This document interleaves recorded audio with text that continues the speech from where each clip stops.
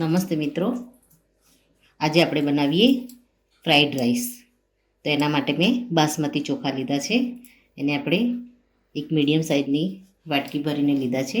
ચોખાને આપણે સારી રીતે ધોઈ અને વાસણમાં આપણે પાણીને ગરમ કરવા મૂકીશું. ચોખાને ધોઈ અને આપણે એમાં સૌથી પહેલાં તો બોઇલ કરી લઈશું. મિત્રો, આપણે ચોખાને સારી રીતે 3 થી 4 પાણીથી ધોઈ અને પલાળી દીધા છે. આપણું પાણી ગરમ થઈ ગયું છે. આપણે એમાં એક લીંબુની સ્લાઈસ એડ કરી દઈશું. થોડું આપણે એમાં તેલ એડ કરી દઈશું અને આપણે ટેસ્ટ મુજબ ચોખાના ભાગનું આપણે મીઠું એડ કરી દઈશું. હવે આપણે પાણીને સારી રીતે ઉભરો આવવા દઈશું. ત્યાં સુધી આપણા ચોખા પણ પલળી જશે. ત્યારબાદ આપણે ચોખાને એની અંદર એડ કરી દઈશું અને એને આપણે 70% જેટલું બોઇલ કરીશું. ત્યારબાદ એનું પાણી નિતારી અને ચોખાને આપણે ઠંડા કરી લઈશું. મિત્રો, આપણું પાણી છે સારી રીતે ઉકળી ગયું છે. આપણે એમાં ધોઈ અને પલાળેલા ચોખાને આપણે એડ કરી દઈશું.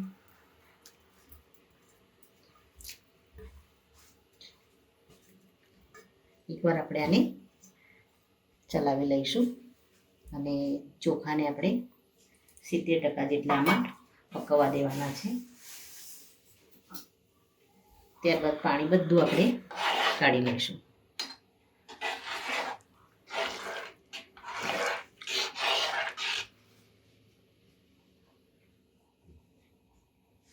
મિત્રો, આપણા રાઈસ બોઇલ થાય ત્યાં સુધી આપણે વેજીટેબલને કટ કરી લઈશું.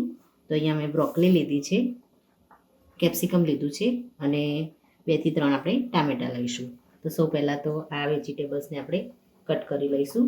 આદુ અને લસણને પણ સારી રીતે આપણે છીણી લઈશું અને લીલા મરચાં અને ધાણાને પણ આપણે કટ કરી લઈશું. મિત્રો, આપણા રાઈસને સારી રીતે આપણે કૂક કરી દીધા છે. એમાંથી બધું જ પાણી આપણે નિતારી લઈશું. આને આપણે ઠંડા થવા દઈશું. મિત્રો, આપણે વેજીટેબલ્સને કટ કરી લીધા છે. બ્રોકલીને પણ આપણે કટ કરી લીધી છે. ટામેટાં, કેપ્સિકમ, ડુંગળી, વટાણાની જગ્યાએ આપણે લીલા ચણાનો ઉપયોગ કરીશું. તો લીલા ચણાને પણ આપણે ગરમ પાણીમાં બોઇલ કરીને લીધા છે. તો મિત્રો, આપણે રાઈસને વઘારવાની શરૂઆત કરીએ. મિત્રો, આપણે થોડું જીરું કઢાઈમાં એડ કરી દઈશું. આપણે આમાં જીરાનો વઘાર કરીશું એટલે જીરું આપણે થોડું આગળ પડતું લઈશું. એમાં આપણે જીરુંને આપણે થોડું થવા દઈશું. ત્યારબાદ આપણે થોડું તેલ એડ કરીએ.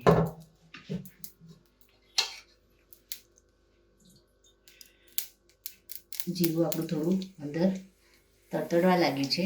હવે આપણે આમાં તેલ એડ કરી દઈશું.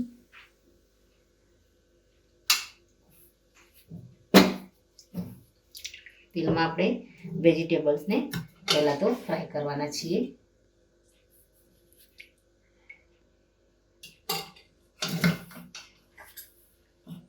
તેલને આપણે થોડું થવા દઈશું જેથી જીરું પણ અંદર થોડું બ્રાઉન કલરનું થઈ જાય.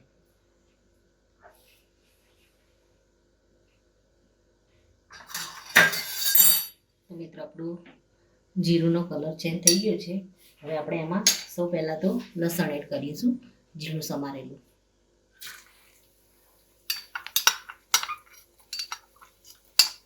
લસણ આપણે થોડું વધારે લઈશું. લસણનો ટેસ્ટ આમાં ખૂબ જ સારો લાગે છે. ત્યારબાદ આપણે આદુ અને મરચાં આપણે મોળા લીધા છે એને આપણે આમાં એડ કરી દઈશું.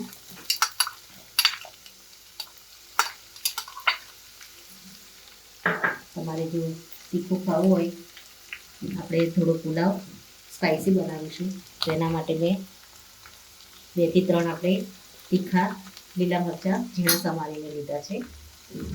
એને આપણે આમાં એડ કરીશું. વઘારને આપણે થોડો સંતળાવા દઈશું. લસણની સારી એવી સ્મેલ આવે ત્યારબાદ આપણે એમાં ડુંગળી એડ કરી દઈશું. તો મિત્રો લસણ આપણું સરસ એવું અંદર ફ્રાય થઈ ગયું છે.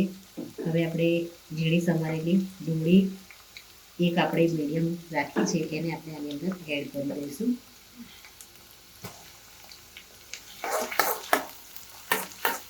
ડુંગળીને આપણે લસણ સાથે થોડી થવા દઈશું. હવે આપણે લીલા ચણા લઈ લીધા છે, ચણાને આપણે આની અંદર એડ કરી દઈશું. ચણાને આપણે બોઇલ કરીને જ લીધા છે, એટલે ચણાને પણ આપણે વધારે કૂક થવા દેવા નહીં પડે. એટલે પહેલેથી આપણે ચણા કે વટાણા તમે આમાં એડ કરો તો બોઇલ કરીને જ એડ કરવાના, જેથી રાઈસને ફ્રાય કરવામાં એકદમ ઇઝી રહે. મિત્રો થોડી વાર આપણે મસાલાને આ રીતે ચલાવીશું. આમાં થોડું મીઠું એડ કરી દઈશું. રાઈસને આપણે બોઇલ કર્યા ત્યારે પણ આપણે મીઠું એડ કર્યું છે, એટલે આપણે વેજીટેબલ્સના ભાગમાં મીઠું એડ કરીશું. થોડું મીઠું આપણે બીજા વેજીટેબલ્સ એડ કરીશું ત્યારે આપણે એમાં એડ કરી લઈશું. પહેલાં આપણે ચણાને અને ડુંગળીને સારી રીતે તેલમાં કૂક થવા દઈશું. મિત્રો ચણાને આપણે 1-2 મિનિટ માટે સારી રીતે તેલમાં કૂક થવા દીધા છે. હવે આપણે અહીંયા બ્રોકોલી એડ કરી દઈશું. બ્રોકોલીને આપણે ગરમ પાણીમાં ડીપ કરીને જ મૂકી હતી, એને આપણે બોઇલ નથી કરી, એટલે બ્રોકોલીને આપણે થોડી આમાં કૂક થવા દઈશું. તો ચણા અને બ્રોકોલી સારી રીતે થોડા કૂક થઈ જાય ત્યારબાદ આપણે બીજા વેજીટેબલ્સને આમાં એડ કરીશું. આપણે આના પર ઢાંકણ ઢાંકી અને 1 મિનિટ માટે આને થોડા સોફ્ટ થવા દઈશું. મિત્રો આપણે બ્રોકોલીને ચેક કરી લઈશું. તો આપણા ચણા અને બ્રોકોલી સરસ એવા અંદર કૂક થઈ ગયા છે. હવે આપણે બીજા વેજીટેબલ્સ એમાં એડ કરીશું. તો આપણે એમાં એક મીડિયમ સાઇઝનું કેપ્સિકમ લીધું હતું, એને આપણે કટિંગ કરીને રાખ્યું હતું જીરું, એને એડ કરી દઈશું. ત્યારબાદ 2 થી 3 આપણે કટિંગ કરેલા ટામેટા એડ કરી દઈશું.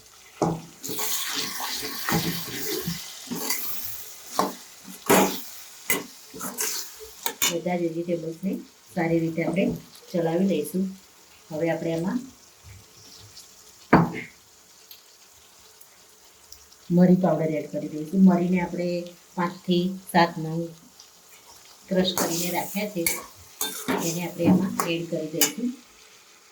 ત્યારબાદ આપણે બીજા મસાલા એડ કરીશું એમાં. તો સૌ પહેલાં આપણે હળદર એડ કરીશું.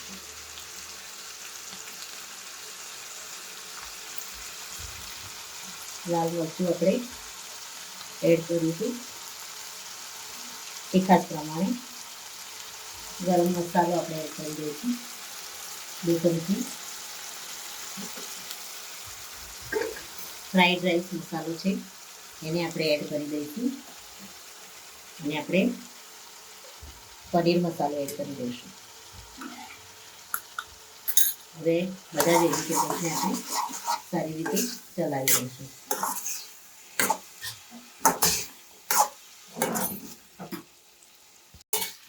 મિત્રો આપણે બધા જ મસાલામાં એડ કરી દીધા છે. થોડું આપણે મીઠું એડ કરી દઈશું. આપણે અગાઉ પણ ચણા અને બ્રોકોલીને આપણે જ્યારે ફ્રાય કર્યા ત્યારે પણ આપણે એમાં મીઠું એડ કર્યું હતું. 1-2 મિનિટ માટે આપણે ચલાવી અને હવે આપણે એમાં રાઈસ એડ કરી દઈશું. ગેસને આપણે થોડો હાઈ કરી દઈશું.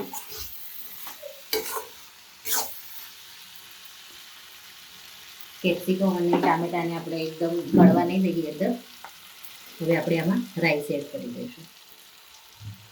મિત્રો આપણા રાઈસ છે એકદમ સરસ ખીલેલા બની અને તૈયાર થયા છે.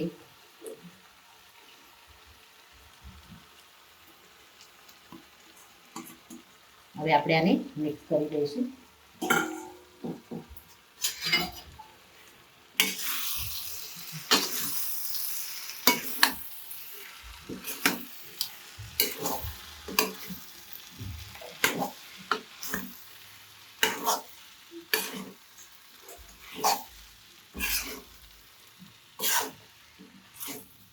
મિત્રો આપણા ફ્રાઈડ રાઈસ છે એ બની અને રેડી થઈ ગયા છે. આપણે ઉપરથી લીલા ધાણા એડ કરી દઈશું.